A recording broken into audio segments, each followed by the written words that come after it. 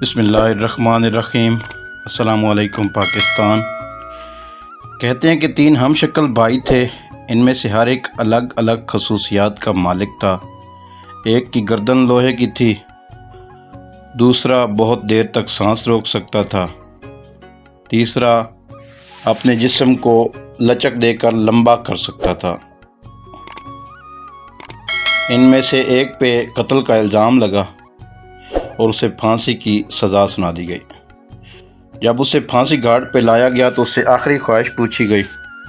اس نے کہا کہ میں اپنے دونوں بھائیوں سے ملنا چاہتا ہوں، مجھے اکیلے میں ملنے دیا جائے۔ خواہش کی تکمیل کی گئی اور اس کی جگہ دوسرا بھائی آ گیا جس کی گردن لوہے کی تھی۔ بادشاہ کے سپاہیوں نے اسے ساری رات پھندے میں لٹکائے رکھا۔ صبح دیکھا تو وہ صحیح سالم تھا۔ بادشاہ کے سپاہیوں نے سوچا کہ اس کو ایسے نہیں مارا جا سکتا، اس کو ہم دریا برد کر دیتے ہیں۔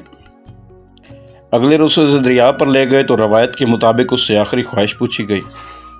حسب سابق اس نے خواہش بتائی، بھائی آپس میں ملنے لگے تو پھر سے ان لوگوں نے پوزیشن بدل لی۔ اب جو سانس روک سکتا تھا وہ اپنے بھائی کی جگہ آ گیا۔ سپاہیوں نے اسے دریا میں پھینکے رکھا اور جب جا کر دیکھا تو وہ بالکل ٹھیک ٹھاک تھا۔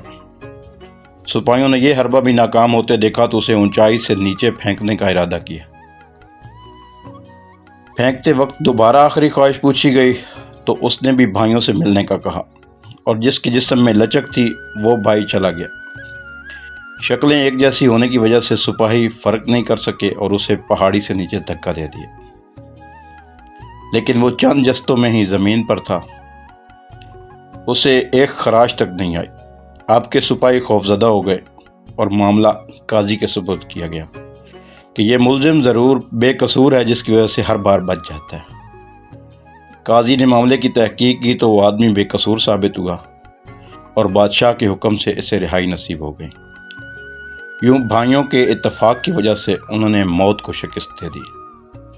تو دوستو، اتفاق ہر حال میں قائم رکھنا چاہیے۔ اتفاق میں برکت ہے، ہم بچپن سے پڑھتے آئے ہیں۔